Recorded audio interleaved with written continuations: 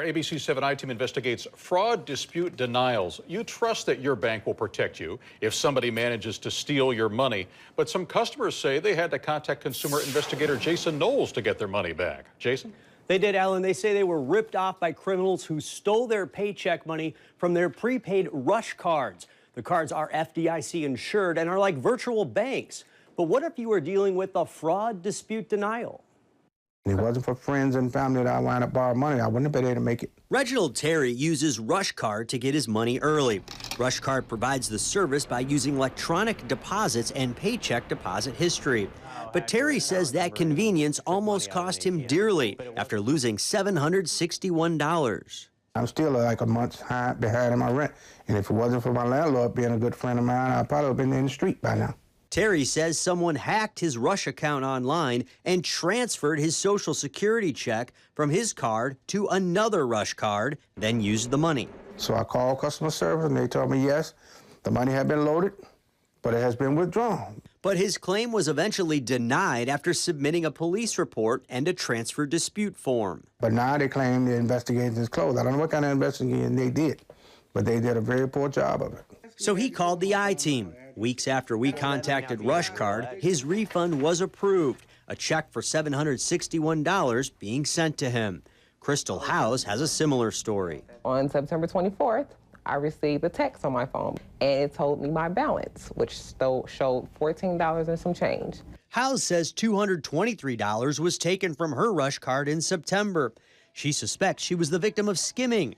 Someone who obtained her card information and PIN withdrew money at this River North bank. And you've never been to that bank? I've never been to that bank. House says she called Rush Card, then filled out this affidavit. Rush Card also denied her claim. They didn't believe me.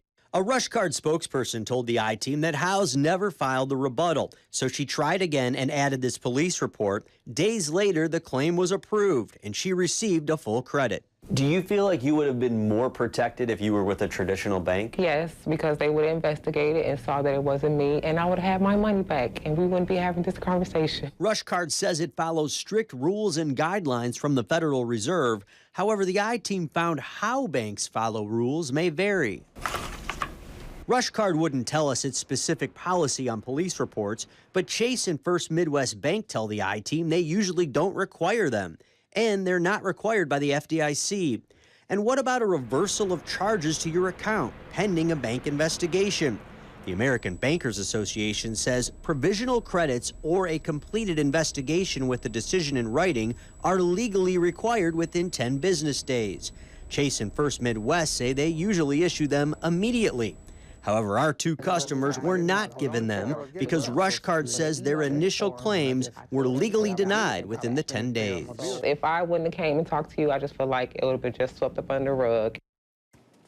Rush Card, which is owned by the Green Dot Card, says both cards have more than 5 million active users, and they're becoming more popular for people who may not qualify for a traditional bank account.